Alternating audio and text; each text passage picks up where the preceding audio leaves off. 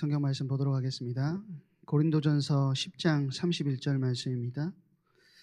고린도전서 10장 31절 말씀 우리 다 같이 합독하도록 하겠습니다. 그런즉 너희가 먹든지 마시든지 무엇을 하든지 다 하나님의 영광을 위하여 하라. 아멘. 오늘 저희가 함께 나누게 될 소개리 문답은요, 첫 번째 문답인데요. 잠깐만 한번 띄워주실래요? 1문 띄워주세요. 1문. 이 시간에 우리 함께 외보는 시간 갖도록 하겠습니다. 물어보는 것부터. 자, 인간의 제일 되는 목적은 같이 읽겠습니다. 시작. 인간의 제일 되는 목적이 무엇입니까? 인간의 제일 되는 목적은 하나님을 영화롭게 하는 것이며 하나님을 영원토록 즐거워하는 것입니다. 아멘. 이번 장에서는 우리가 소교리 문답 중에서 일문항을 우리가 좀 살펴보도록 하겠습니다.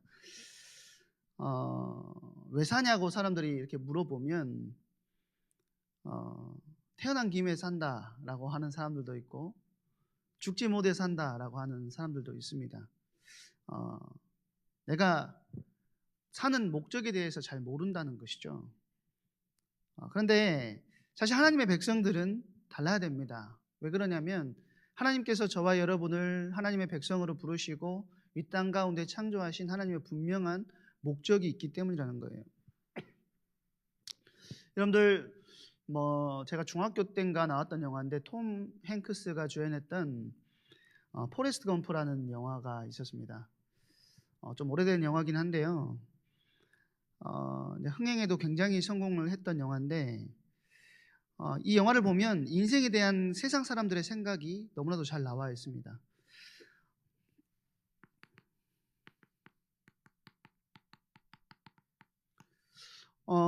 인생에 대해서 세상 사람들은 어떻게 생각하느냐, 영화의 처음과 마지막에 보면은 깃털 하나가 바람 따라서 날아다니는 모습이 나와요.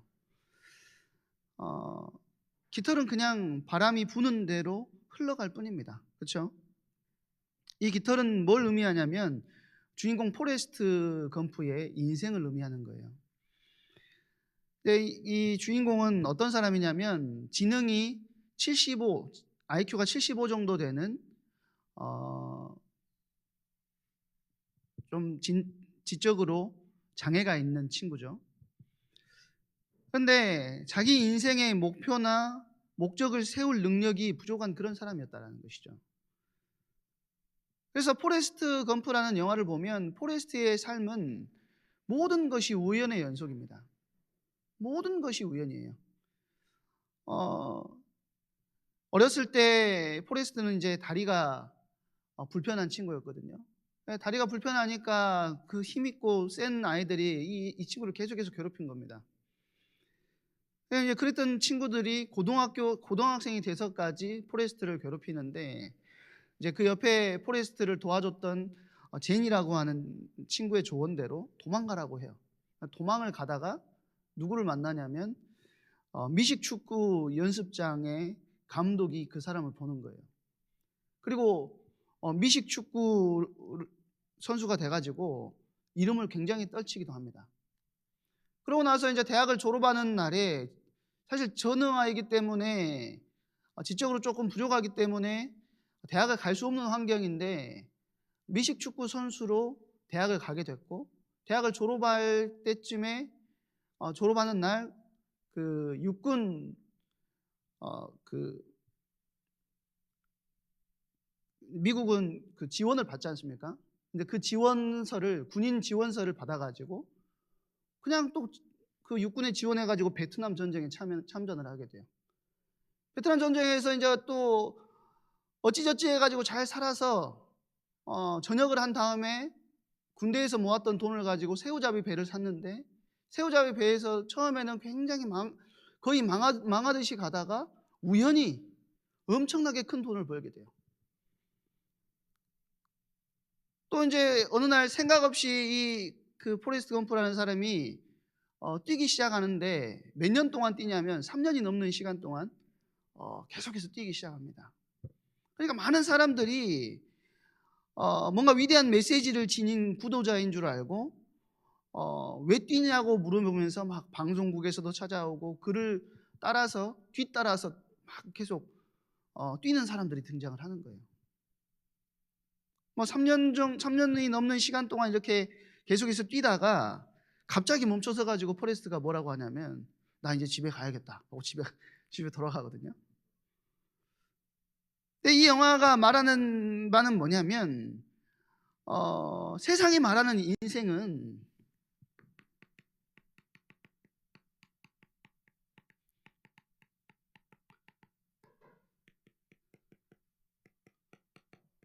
목적이 없고 우연의 결과라는 거예요. 모든 것이 우연이다라는 것이죠.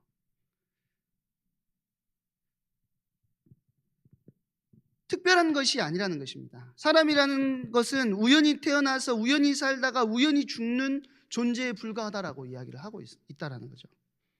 근데 정말로 인생이 우연의 산물입니까? 인간이 만약에 우연의 산물이라고 한다면 사실 목적은 존재하지 않는 거예요. 그렇지 않습니까? 그런데 예를 들어서 우연히 나무에서 낙엽이 떨어져 가지고 강물에 떨어졌다고 한번 생각해 봅시다. 이 낙엽의 목적지는 어디예요? 목적지는 없는 거예요. 그냥 흘러가는 겁니다. 세상이 말하는 인생이라는 것이 그냥 흘러가는 대로 사는 거지 무슨 목적지가 있느냐라고 세상은 생각한다라는 거예요. 인간이란 어떤 존재인 거 아니까 그냥 태어났다가 강물처럼 떠내려가다가 목적지가 어딘지 모르게 가다가 세상 떠나가는 것이 인생이다라고 생각한다라는 것이죠. 근데 우리가 너무나도 잘 알다시피 하찮은 밥그릇이나 젓가락도 존재하는 목적과 쓰임새가 있다라는 거예요. 우리는 딱 보면 이것이 어떤 용도로 쓰여지는지를 알 수가 있는 것이죠. 왜냐하면 사람들이 그것을 만들 때 용도에 맞게 만들었기 때문이라는 거예요. 하나님도 인간을 아무 목적 없이 만드시지 않았다라는 것입니다. 성경은 우리에게 무엇을 이야기하냐면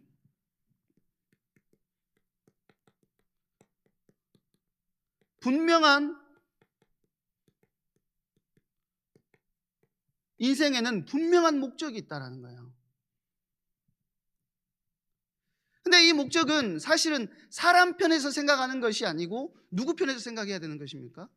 하나님 편에서 생각해야 돼요. 왜 하나님 편에서 생각해야 되죠? 우리가 우리 자신을 이렇게 만들어주세요 한 것이 아니고 하나님께서 토기장인 하나님께서 질그릇을 빚어 만드시듯이 인간을 하나님께서 원하시는 목적을 가지고 만드셨다라는 것이죠. 근데 그 목적이 어디에 나와 있냐면 성경에 나와 있습니다. 소요리 문답 1문항이 바로 이 문제를 지금 가르치고 있는 거예요. 이 질문에 대한 바른 대답을 성경에서 찾아야 된다는 것이죠. 이사야서 43장 7절에 보니까 뭐라고 이야기를 하냐면 내 이름으로 불려지는 모든 자 곧 내가 내 영광을 위하여 창조한 자를 오게 하라. 그를 내가 지었고 그를 내가 만들었느니라. 무엇 때문에 만드셨자고요? 영광을 위하여서 만들었다는 거예요. 내 영광을 위하여 창조한 자를 오게 하라. 하나님이 인간을 만드신 목적이 하나님의 영광을 위해서라고 성경은 분명하게 이야기를 하고 있습니다. 그리고 또 뭐라고 이야기합니까? 이사야 43장 21절에는 나의 찬송을 부르게 하려 함이라. 하나님께서 우리 인간을 만드신 목적이 하나님의 영광을 위하여서 또 하나님을 찬양하기 하기 위하여서 저와 여러분의 인생을 만드셨다라고 성경은 이야기하고 있다는 것이죠. 뿐만 아니고 고린도전서 10장 31절 오늘 우리가 읽었던 말씀처럼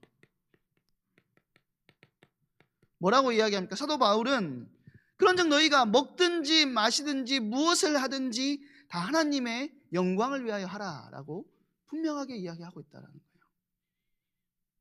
이 땅을 살아가면서 행하는 모든 일의 궁극적인 목적은 어디에 있냐면 하나님의 영광을 위함이다라고 성경은 이야기하고 있다는 것입니다. 소개문답 1항에서 최고 목적, 제일 목적이라고 하는 이 질문에 유의해야 돼요. 왜냐하면 사람에게는 여러 가지의 목적들이 있을 수 있습니다. 예를 들어서 우리가 돈을 많이 벌어가지고 가족을 부양해야 되는 목적도 있고요. 자녀를 편안하게 양육하고 싶은 목적을 가지기도 합니다. 그런데 그런 목적은 부차적인 목적이라는 것이죠. 그러면 하나님께서 인간을 만드실 때 가장 우선적으로 생각하셨던 최우선적인 궁극적인 목적은 다른 것에 있는 것이 아니고 오직 하나님의 영광에 있다라는 거예요. 그러니까 하나님께서 저와 여러분을 통해서 영광 받기를 원하신다는 것입니다. 그러면 우리가 피조물 된 입장에서 나 그거 싫은데요? 할 수 있습니까? 아니요. 우리는 그거를 말할 수 없는 존재예요. 질그릇이 나 왜 이렇게 만들었습니까? 토기자기에게 따질 수 없으시 우리 인간도 하나님께서 그 목적을 가지시고 만드심에 대해서 우리는 따질 수 없는 존재라는 것이죠. 신자이든 불신자이든 모든 사람은 우리 전 인생을 통하여서 뭘 위하여서? 하나님의 영광을 위하여 사는 것이 우리의 삶의 궁극적인 목표라는 사실을 잊어서는 안 된다는 거예요. 그러려면 무엇이 중요하냐? 중심이 중요하다는 것입니다. 여러분들 혹시 팽이 돌려보셨습니까? 요즘에는 잘 팽이를 안 돌리죠. 요즘 애들이 다 스마트폰으로 게임하지 팽이는 돌리거나 이러지 않지 않습니까? 그러니까 세월이 참 무상하고 빠르다라는 생각이 드는데 저 어렸을 때는 팽이 하나 가지고 있는 게 굉장히 막 마을에서 막 이렇게 하던 그런 시대. 제가 굉장히 늙은 사람 같은데 저만 그랬나요? 근데 제가 어렸을 때 어디 살았냐면 초등학교 1학년 때 염산면에 영광군 염산면 월평이라는 마을에 살았어요. 그 마을에는 뭐가 없었냐면 문구점이 없었어요. 그러니까 학교 앞에 가면 겨우 이제 그런 팽이 같은 걸 살 수가 있는데 플라스틱으로 만들어진 그런 팽이를 파는 게 아니고 나무로 깎아가지고 비웃지 마세요. 나무로 깎아가지고 그 심을 심어야 돼요. 심을 저 왜 어른들하고 제가 이렇게 막 통하죠? 심이 처음부터 박혀져서 나오면 좋은데 안 박혀져서 나와요. 제가 왜 이런 말씀을 드리냐면 동네에 그 심을 잘 박아야 되기 때문에 동네에서 이 심을 잘 박는 형이 꼭 한 명씩 있었거든요. 그래서 제가 박으면 팽이가 아무리 해도 안 돌아가는 겁니다. 이상하게 돌아가고. 아니 팽이를 돌리는 이유는 뭐냐면 팽이 싸움을 하려고 돌리는 거거든요. 근데 팽이 싸움을 하기 전에 돌리기도 전에 넘어져요. 그래가지고 이제 맨날 그 형님만 쫓아다니면서 이것 좀 해달라고. 10원짜리 사탕, 근데 10원에 그 눈깔 사탕 10개씩 팔던 그런 시대였거든요.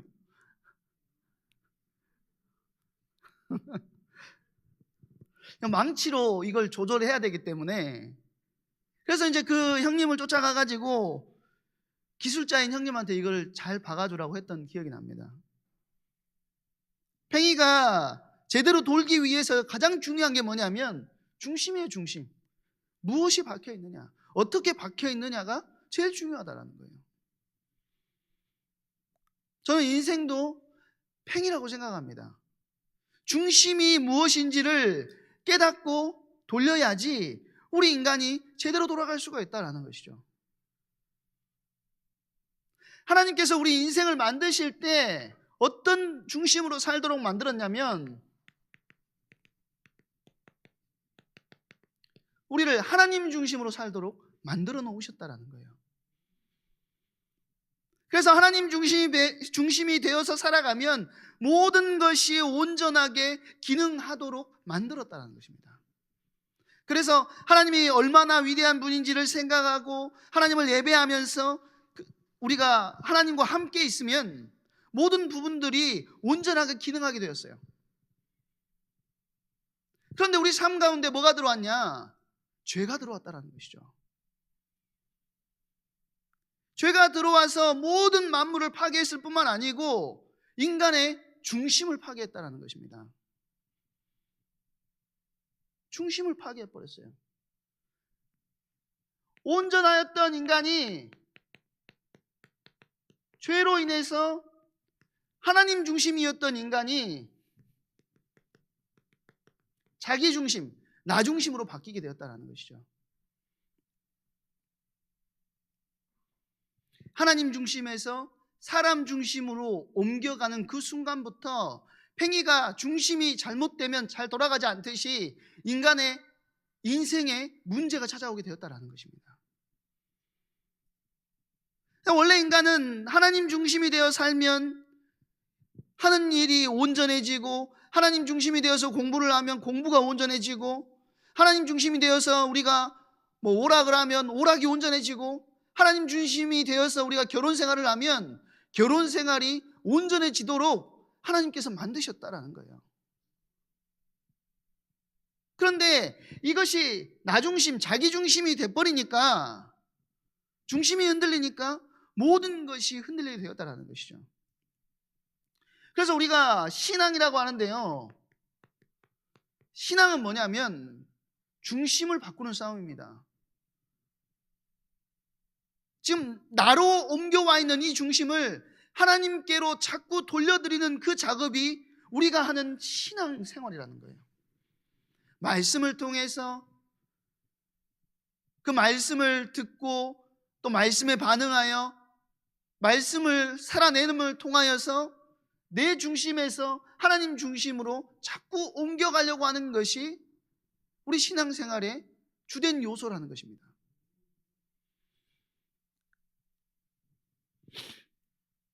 그래서 우리 믿음의 조상들은 항상 중심을 중요하게 여겼어요.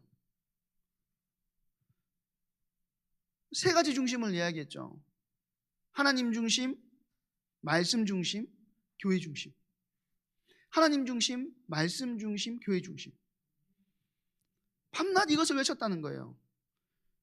왜 이것을 얘기했겠습니까? 이렇게 사니까 흔들리지 않더라는 거예요. 이렇게 사니까 팽이가 중심을 잘 잡고 넘어지지 않듯이 넘어지지 않더라는 것이죠. 우린 역사를 통해서 앞선 선배들이 어떤 잘못을 했고 어떤 길을 갔는지를 확인하듯이 믿음의 선배들의 믿음의 발자취를 통해서 중요한 우리의 영적인 흐름들, 우리가 어떤 신앙생활을 하고 어떤 중심을 가지고 살아야 될지를 알 수 있게 되는 것입니다. 그런데 성경에 나와 있는 많은 믿음의 선배들이 하나님 중심, 말씀 중심, 성전 중심, 예배 중심, 교회 중심으로 살았다는 거예요. 그럴 때 흔들리지 않았다는 것이죠. 그러면 이 중심을 우리가 올바르게 해야 된다는 이 생각을 가지고 어떻게 하나님께 영광을 돌릴 수 있겠냐는 거예요.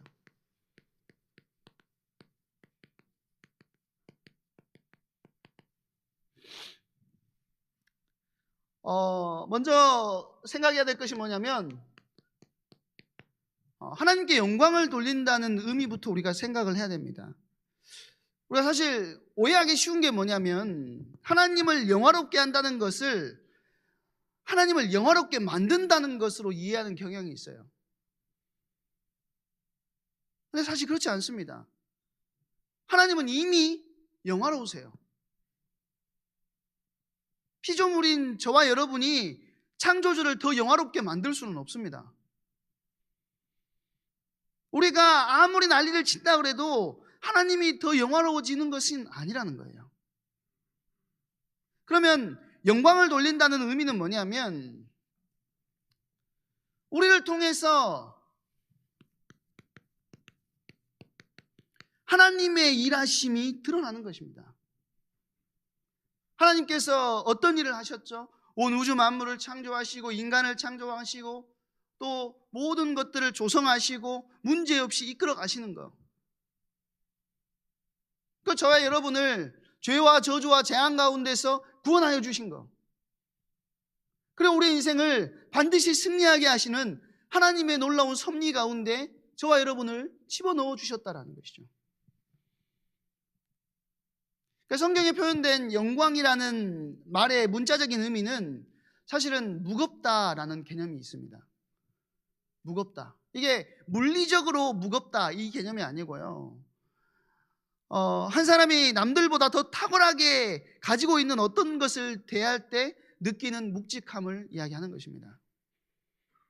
예를 들어서 한국에 나온 세계적인 피아니스트 중에 한 명인 조성진 씨의 공연을 보고 나왔을 때의 느낌을 한번 생각해 봅시다. 조성진 씨의 영광은 탁월한 음악성이라고 할 수 있겠죠. 그의 영광을 다른 사람들이 알려면 밖으로 뭐가 드러나야 되죠? 그 재능이, 피아노를 치는 그 재능이 드러나야 된다는 거예요. 공연에 다녀오면 야, 대단하다. 인터넷으로 듣는 것과 유튜브로 듣는 것과 현장에서 가서 들으니까 완전 다르네. 그걸 통해서 뭘 알 수 있냐면 조성진 씨가 가지고 있는 그 피아노 치는 재능이 그에게 영광이구나, 영광이 되는 것입니다. 그가 만약에 제가 GS25를 갔는데 조성진 씨를 만났어요. 그러면 그의 영광을 제가 볼 수가 있겠습니까? 와, 조성진 만났다, 좋다 이렇게는 하겠지만 진짜는 못 보는 거예요.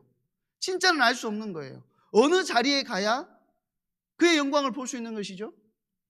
피아노를 치는 자리에 가야 볼 수 있는 거예요. 많은 교향악단과 협연을 하는 그 자리에서 우리는 피아노를 치고 나면 어떻게 하죠? 연주가 끝나고 나면 막 브라보를 외치면서 막 하고 막 이렇게 하잖아요. 소리를 못 내가지고 제가 그렇게 하지 않습니까?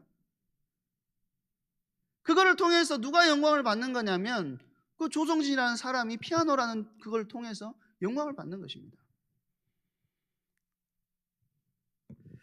이것이 영광을 돌린다의 의미예요.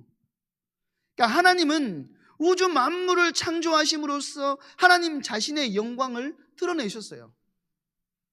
그래서 시편 19편 1절에 보니까 뭐라고 합니까? 하늘이 하나님의 영광을 선포하고 궁창이 그의 그 손으로 하신 일을 나타내는도다. 하늘이 영광을 선포하고 궁창이 그의 손으로 하신 일을 나타낸대요.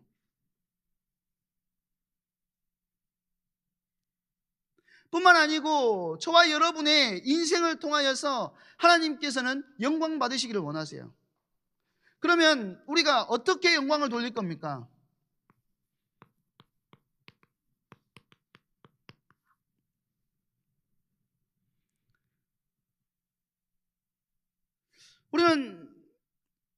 우리가 할 수 있는 것은 하나님께서 우리를 창조하셨잖아요.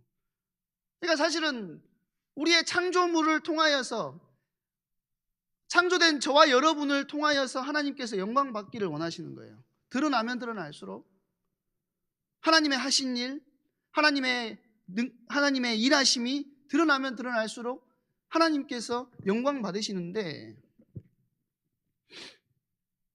그럼 우리 안에 있는 어떤 것이 나오는 것이 아니고 하나님께서 우리 안에 허락하신 그 그리스도의 빛을 반사시키는 것에 불과하다는 것입니다. 기억해야 돼요. 내가 어떻게 잘나서 대단해서 하나님께 영광을 돌리는 것이 아니고 하나님의 영광을 반사해서 드러낼 뿐이라는 거예요. 고린도후서 4장 4절에 보면 뭐라고 하죠?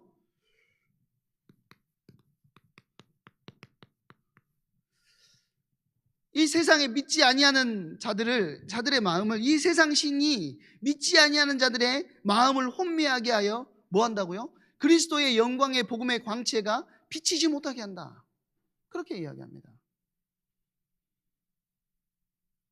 아까 마귀는 그리스도의 영광의 광채가 우리에게 비치는 것을 막아요. 그리고 고린도후서 4장 6절에 보니까 어두운 데서 빛이 비치리라 하시던 그 하나님께서 예수 그리스도의 얼굴에 있는 하나님의 영광을 아는 빛을 우리 마음에 비치셨느니라. 예수 그리스도의 영광의 복음의 광채가 비치지 못하게 사단은 막는데, 하나님께서 예수 그리스도의 얼굴에 있는 하나님의 영광을 아는 빛을 우리 어디에다가요? 마음에다 비추셨대요. 우리 마음에 그리스도의 영광을 아는 빛을 비춰주셨어요. 그리고 그것을 우리를 통하여서 드러내기를 원하신다라는 것입니다. 그리스도의 영광이 우리에게 비춰지면 우리는 다만 반사할 뿐이라는 것이죠. 그러니까 우리 안에는 뭐가 없냐면 하나님께서 허락하시는 근본적인 사랑은 없습니다. 그런데 우리가 하나님과 교제하다 보면 하나님의 사랑을 깨닫고 사랑의 사람으로 변화되는 것입니다. 우리 안에는 거룩이 없어요. 그런데 하나님과 교제하고 말씀을 따라가다 보니까 우리 안에 하나님께서 원하시는 거룩들이 자꾸 회복되어지게 된다는 거예요. 우리는 사실은 용서, 자비 이런 것을 모르던 인간이었어요. 그런데 하나님께서 하나님을 믿고 섬기다 보니까 우리 인간들을 통해서 하나님의 용서가 드러나고 하나님의 의가 드러나더라는 거예요. 우리 인간들을 보면서, 믿는 자들을 보면서 세상 사람들이 예수 믿는 사람들을 보니까 하나님 살아계시구나, 이걸 보게 하는 거예요. 그러면 내가 행위를 잘해서 이것이 드러나는 것이냐, 내가 하나님의 말씀에 순종하며 나아갈 때 우리의 삶이 그렇게 바뀌게 된다는 거예요. 예를 들면 스데반을 보면요, 그리스도의 영광이 스데반의 얼굴에 반사되어서 얼굴 빛나잖아요. 또 모세가 출애굽기에 보면 호렙산에 올라가가지고 하나님과 동행하는 장면이 등장을 하죠. 모세가 하나님과 동행하다 보니까 모세의 얼굴이 빛이 납니다. 그래서 그 얼굴을 뭘로 가리죠? 수건으로 가리는 모습이 나와요. 그 말은 무슨 말이냐면 하나님의 영광을 드러내는 인생, 그리스도의 빛이, 하나님의 빛이 우리 가운데 임하게 되면, 내 안에 충만하게 임하게 되면 그것이 반사되어서 드러날 수밖에 없는 인생이 저와 여러분이라는 거예요. 우리 스스로는 빛을 낼 수 없는 존재들이에요. 달 같죠, 달. 달은 그냥 가만히 떠 있습니다. 그런데 우리가 저녁에 보는 달빛은 뭐죠? 햇빛이 반사돼가지고 비춰지는 거예요. 그것처럼 저와 여러분이 우리 마음에 임한 그리스도의 빛이 우리의 삶을 통하여서 드러나는 것, 그것이 영광을 돌리는 것이다라는 거죠. 그래서 많은 성도들이 각자의 삶의 자리에서, 예를 들면 가정, 학교, 직장과 같은 각자가 맡은 일터에서 하나님을 영화롭게 하기 위하여서 일하고 있다는 사실을 우리가 잊으면 안 됩니다. 중심에는 뭐가 있다고요?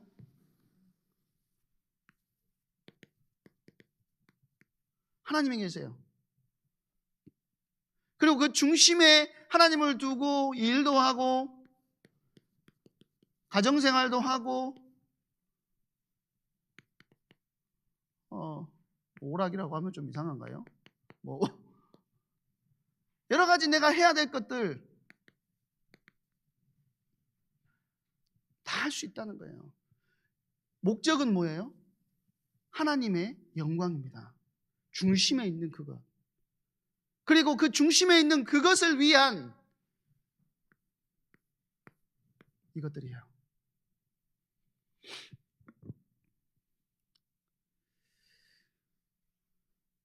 우리가 일하고 있는 것이 먹고 살기 위해서, 자신의 욕심과 욕망을 채우기 위해서 우리가 하는 것이 아니라 하나님을 중심에 둔 나의 삶을 통해서 하나님은 영광을 받으신다는 것입니다. 대단한 뭔가를 하지 않는다 할지라도 여러분이 속한 현장에서 하나님을 중심에 두고 여러분이 일하고 가정생활하고 또 놀고 또 성공을 위해 달리는 그 모든 과정들이 하나님께 영광을 돌리는, 하나님께서 영광 받으시는 중요한 일이라는 것이죠. 아까도 말씀드렸던 것처럼 하나님은 스스로 충만하신 존재고 아무것도 필요로 하지 않는 분이라는 것을 이해하는 것이 중요합니다. 여기서 말하는 하나님을 영화롭게 한다는 것은 대부분 뭐겠어요? 네? 그 영광의 복음의 광채를 가리지 않는 것이 중요해요. 대단하게 막 드러내는 것도 있겠지만 막지만 않아도 돼요. 막지만 않아도. 나의 삶을 통해서 하나님께서 영광 받기를 원하시는데 내가 그것을 막지만 않아도 된다니까요. 가리지 않는 게 중요해요. 하나님을 온전히 드러내는 것, 그리고 나의 삶의 모든 자리에서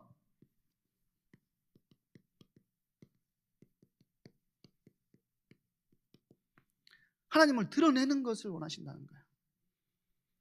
자, 한 번씩 그런 말씀 드린 적 있잖아요. 제가 고등학교 다닐 때는 성경을 늘 가지고 다녔거든요. 예, 아버지가 말씀하시는 거에 대해서 거역이라는 거는 저는 없었습니다. 순종의 아이콘이에요. 박광주 목사 하면 순종의 아이콘이라고 생각하시는데 요즘에 좀 버럭 목사가 됐는데 버럭 목사가 아니고 순종의 아이콘이에요. 아버지가 이제 성경을 가지고 다니면서 읽어라 하니까 어찌됐든지 간에 늘 들고 다니면서 성경을 읽으려고 했어요. 사실은 뭐 그 대단한 드러냄은 아니지만 그것 때문에 저의 학교에서의 생활에 굉장히 문제들이 찾아왔습니다. 목사 아들이라는 이유 하나만으로 선생님이 엄청나게 공격을 했고요. 친구들이 성경 읽고 있으면 와서 괴롭혀요. 막 성경 덮어보고. 친한 친구들인데도 저를 막 왕따 시키거나 이렇게 했다는 말이 아니라, 그런데 하나님께서는 제 마음속에서 갈등이 일어나게 하셨습니다. 아, 이거 숨어서 봐야 되냐? 기도도 그렇게 두 손 모으고 우리 기도하는 것처럼 안 하고, 기도만 하면 이것들이 반찬도 다 훔쳐가 불고, 맛있는 반찬 있잖아요. 막 돈가스 이런 거 나오면 다 훔쳐가는 거예요. 눈 감고 있으니까 누가 가져가는지도 몰라. 그러니까 이거 밑에 뭐 줍는 척 하면서 기도하고 이것들이 못 가져가게. 근데 그런 신앙생활 아니라 온전한 드러냄을 하나님께서는 원하신다는 것이죠. 특별하게 하나님의 영광이 가장 잘 드러나는 것은 어디에서 가장 잘 드러나냐면 구원 사역을 통해서 하나님의 영광이 가장 많이 드러났다는 사실을 기억해야 됩니다. 하나님의 영광은 사람을 구원하실 때 가장 많이 드러났어요. 그리고 그 영광의 절정이 뭐냐면 곧 누구시죠? 예수 그리스도이시라는 거예요. 예수 그리스도께서 성육신을 통하여서 이 땅 가운데 하나님의 영광을 가장 선명하게 드러내셨다는 것입니다. 예수님이 이 땅에 오셔가지고 십자가에 죽으시고 부활하시고 승천하시고 다시 오실 것을 우리는 기대하는데, 모든 궁극적인 목적 또한 다른 것 때문이 아니고 하나님의 영광을 드러내시기 위함이시다는 거예요. 예수님의 모든 활동, 그것이 하나님의 영광을 이 땅 가운데 나타내기 위함이다라는 거예요. 그래서 십자가에 하나님의 영광이 가장 많이 나타나는 것입니다. 그래서 십자가 없는 영광은 없다라고 이야기하는 거예요. 무슨 말인지 아시겠죠? 그러니까 우리는 늘 승리를 생각할 때 늘 함께 가지고 가야 될 것이 뭐냐면 그리스도의 십자가의 사역, 이 구원의 사역을 늘 가지고 있어야 된다. 또 우리는 아브라함을 순종을 통해서 하나님을 참되게 알므로 영광을 돌린다는 의미를 생각해 볼 수가 있습니다. 하나님의 말씀에 순종해 가지고 자신의 외아들을 아낌없이 하나님께 바쳤죠. 하나님께 드렸어요.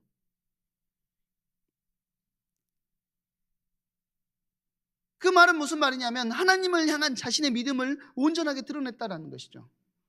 아브라함이 이렇게 순종할 수 있었던 것은 뭐냐면 아브라함의 일생 동안 선하시고 신실하신 하나님의 성품을 누가 경험했기 때문에요?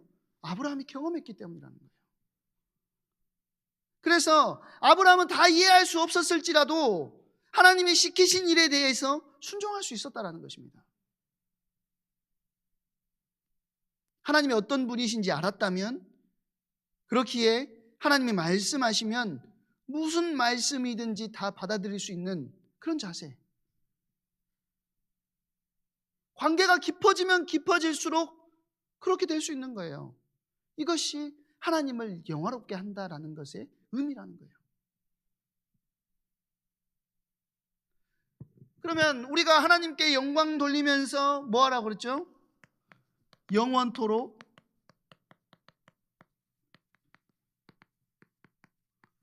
즐거워하다 하라고 했어요. 이 말은 내가 하나님을 즐겁게 하기 위해서 무엇인가를 해야 된다는 말이 아닙니다. 하나님이 내가 이거 하면 즐거워하시겠지? 그러니까 하나님을 즐겁게 하기 위해서 내가 어떤 행동이나 뭔가를 해야 된다. 봉사를 하거나 헌금이나 교회 활동을 통해서 하나님을 즐겁게 하는 것이 아니라는 거예요. 이 말은 무슨 말이냐면 내가 하나님을 즐거워하는 거예요. 내가 하나님으로 기쁜 거예요. 내가 하나님으로 말미암아서 하나님이 아니고서는 안 되는 인생이 되는 것입니다. 내 입에서 늘 찬양이 나오고 내 입에서 감사가 늘 넘쳐나고, 요즘에 이제 뭐 여러분들 전화를 받으신 분도 계시고 안 받으신 분도 계시겠지만 구역장도 해야 되고 막 또 뭐 전도회, 뭐 여전도회도 있고 남전도회도 있고 회장하라고 하면 다 막 나 오늘 안 갔는데 전도회 회장 돼버렸어.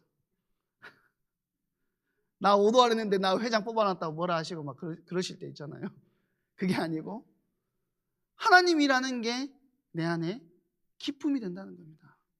왜요? 내 마음에 뭐가 있기 때문에? 내 마음의 중심에 하나님께서 계시기 때문에.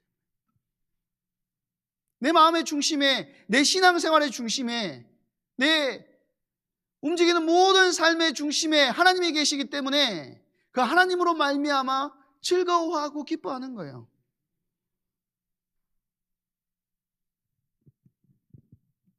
내가 그의 아들과 딸이 되고 예수님의 십자가의 공로로 구원을 받아서 영생을 소유하게 된 것에 대한 기쁨과 감사가 내가 예수님을 영접한 그 순간에만 머물러 있는 것이 아니고 모든 삶의 자리에서 그 기쁨이 흘러 넘쳐나야 된다는 겁니다. 우리가 경건에 대해서 이야기할 때 경건은 좀 심각한 거다라고 생각할 수가 있습니다. 딱 이렇게 성경 딱 끼고 다니면서 좋은 옷 입고 다니고. 그런데 사실 하나님 중심이 되면 우리가 하는 모든 일은 심각함이 아닌 즐거움으로 할 수 있게 된다는 거예요. 한번 생각해 보세요. 다윗이 그 언약궤가 들어오는 그 순간에 어땠습니까? 하나님으로 말미암아 기뻐하고 즐거워하잖아요. 어느 정도로 즐거워했죠? 바지가 내려갈 정도로 기뻐하고 찬양해요. 왕이 채통을 지켜야 되는데 우리가 생각하는 거룩은 그거 아닙니까? 왕이니까 조금 채통 지키면서 거룩하게 서 있지 무엇이 좋다고 저러고. 근데 하나님은 그의 마음의 중심에 하나님이 계심을 알았다라는 거예요. 우리 또한 마찬가지라는 것입니다. 우리가 만일 우리 인생의 목적과 즐거움을 세상에 있는 것들에 둔다면 그 기쁨의 대상은요 반드시 사라지게 돼 있어요. 왜요? 이 세상에 하나님 말고 영원한 것은 그 어떤 것도 없다라는 겁니다. 있습니까 더? 없어요. 내가 먼저 가든지 그것이 먼저 가든지 없어져요.